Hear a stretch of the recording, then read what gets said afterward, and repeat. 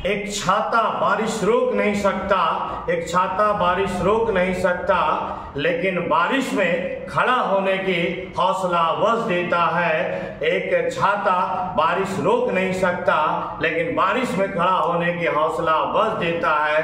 ठीक उसी प्रकार आत्मविश्वास सफलता की गारंटी नहीं देता, लेकिन आपको संघर्ष करने की हौसला अवश्य देता है, यानी प्रेरणा अवश्य देता है। नमस्कार, मैं गौतम कुमार आपके अपने YouTube channel success class with Gautam sir में आपका स्वागत करते हैं। आज आप लोग के लिए महत्वपूर्ण टॉपिक का वीडियो है।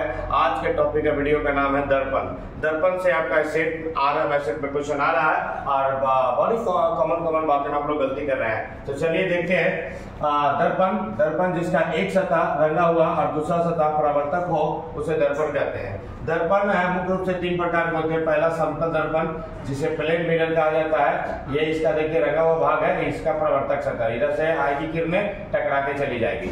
आपका देखिए अवतल दर्पण कनकेव मिरर, ये आपका देखिए इधर रंगा हुआ भाग है, इधर प्रवर्तक सतह है। ठीक है। तीसरा देखिए उत्तल दर्पण यानी कन्वेक्स मिरर, ये इधर रंगा हुआ भाग है, इधर प्रवर्तक सतह है। ठीक है। फिर अब देखिएगा समतल दर्पण में बने प्रतिबिंब की स्थिति। पहला देखिए कह रहा प्रतिबिंब दर्पण के पीछे बनता है, प्रतिबिंब दर्पण के पीछे बनेगा। फिर कह रहा प्रतिबिंब वस्तु के ऊंचाई के बराबर बनता है। फिर आपका कह रहा प्रतिबिंब वस्तु के सापेक्ष सीधा बनता है। फिर कह रहा है कि प्रतिबिंब की दूरी वस्तु की दूरी के बराबर होती है। फिर आपका देखिए कह रहा है कि प्रतिबिंब पार्श्विक रूप से उल्टा बनता है, यानी आप दायां हाथ उठाइएगा तो वो बायां हाथ दिखेगा और बायां उठाइएगा तो दायां दिखेगा। फिर आपका इसका उपयोग कहाँ करते हैं, जो देखना है समतल दर्पण का, तो समतल दर्पण का उपयोग डांस क्लास में होता है और आपका आभूषण की दुकानों में इसका क्या होता है। ठीक है। ये आपका इसमें दिया गया है कि ये आपका देखिए वस्तु है और प्रतिबिंब की दूरी है, जितना ऊंचाई पर वस्तु है उतना ऊंचाई पर देखिए प्रतिबिंब भी है। ठीक है। चलिए अब आपका हो गया अवतल दर्पण। अवतल दर्पण में देखिए प्रतिबिंब की बनी स्थिति में आप देखेंगे, पहला कह रहा है जब वस्तु अनंत पर हो तो आपका देखिए क्या बनेगा। देखिए ये आपका अनंत पे है और ये दर्पण से टकरा करके जा रहा है तो आपका बनेगा फोकस पे, है ना। यानी अवतल दर्पण में जब वस्तु अनंत पे होगा तो प्रतिबिंब बनेगा फोकस पे, और ये फोकस पे बनेगा, वास्तविक बनेगा, उल्टा बनेगा और वस्तु से छोटा बनेगा, वस्तु से छोटा बनेगा।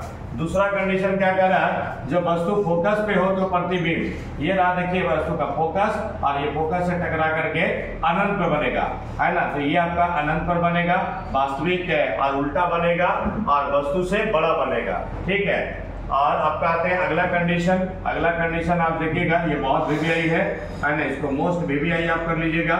ठीक है। जब वस्तु वक्रता केंद्र पे हो, ये देखिएगा सी है वक्रता केंद्र, अब यहाँ पर वस्तु है टकरा करके तो वक्रता केंद्र पर ही बनेगा और वस्तु के बराबर बनेगा। देखिए कह रहा प्रतिबिंब वक्रता केंद्र पे बनेगा और वास्तविक और उल्टा बनेगा और वस्तु के बराबर बनेगा।